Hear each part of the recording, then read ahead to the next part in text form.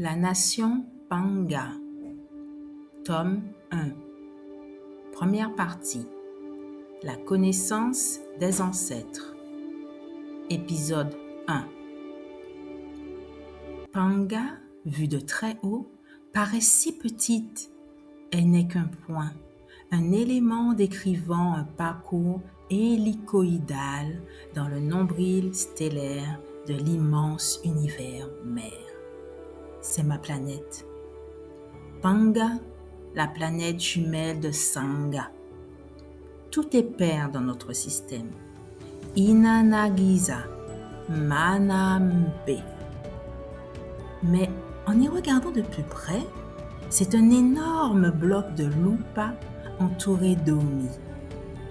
Elle a l'air entaillée de partout avec ses cours d'eau, rivières, fleuves. Je suis Tika Agnatolo, la juste.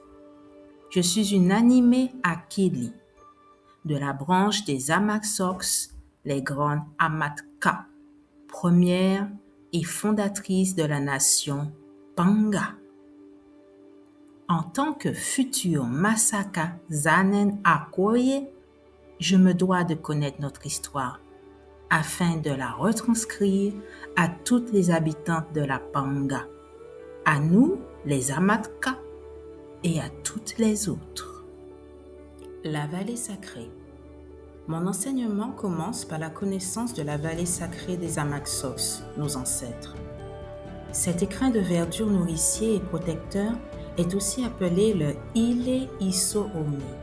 C'est la grande pieuvre qui baigne d'eau et alimente tout l'ouest de la Panga. L'endroit est impressionnant, si grand, si vert, si humide. C'est un réservoir de diversité.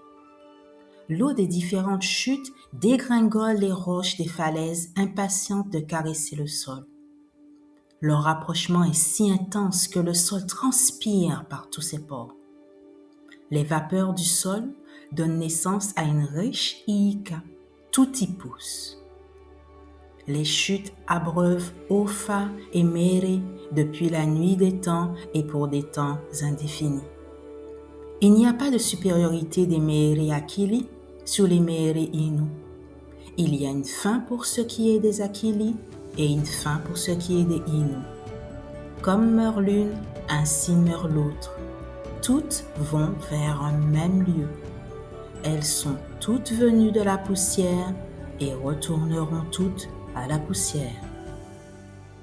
L'aspect physique des Akili est aussi riche et varié que celui du monde des Inu et des magnétiques, allant des grandes aux petites, des yeux ronds aux yeux pincés des Amatkasan, des nez larges aux moins larges, des courts aux moyens, avec des lèvres bien définies, pleines en cœur.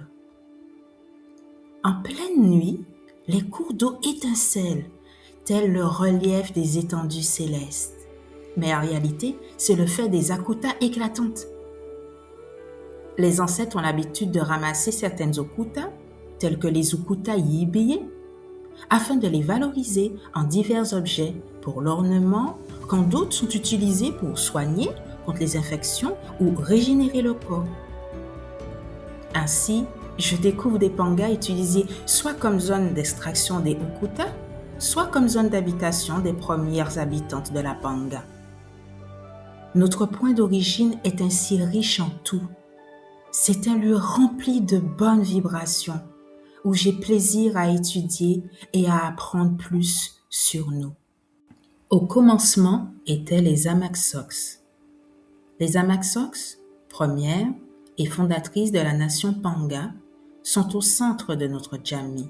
Elles sont le pilier, l'axe central. Et pourtant, elles semblent un peu à part. Peut-être parce qu'elles ont trop d'informations en tête, peut-être parce que c'est une lourde responsabilité que d'orienter toute une Djammi vers la voie de la connaissance. Ainsi, personne ne touche la tête d'une Amaxox. Elles se coiffent entre elles et élaborent des coiffures fractales magnifiques. Une prêtresse Amaxos, par contre, ne se peigne pas. Leurs wingu restent libres.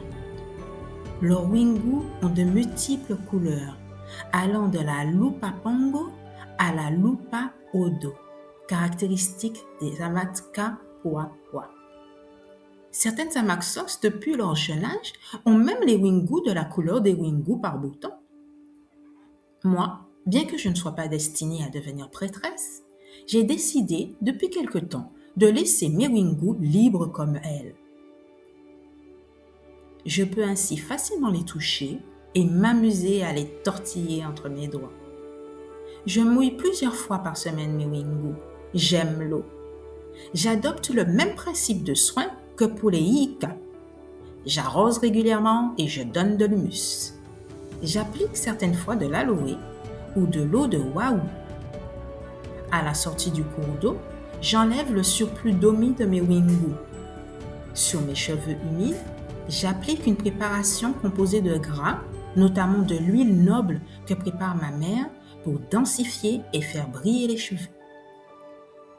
Après ce badigeonnage, je me fais simplement soit de grosses nkeka, soit 4 ou 5 soukas, soit des matobo. Quand mes cheveux ont bien séché, je défais mes nkeka et je laisse mes longues torsades au vent. À certains moments, je mouille mes cheveux avec de l'omi de fruits fermentés. Le siki rend les wingus doux et brillants.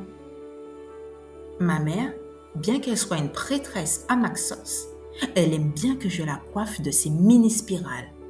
Pour elle, c'est comme avoir l'univers sur la tête. Je ne peux d'ailleurs la coiffer que de matobo. Les Amaxos ont une très bonne vue. Certaines ont la faculté de voir dans le noir.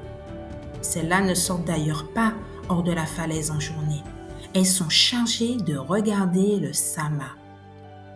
Notre sama est si pur qu'il est aisé de déterminer les distances du Lokasi. On voit d'ailleurs nettement Sanga, la planète jumelle de notre Panga.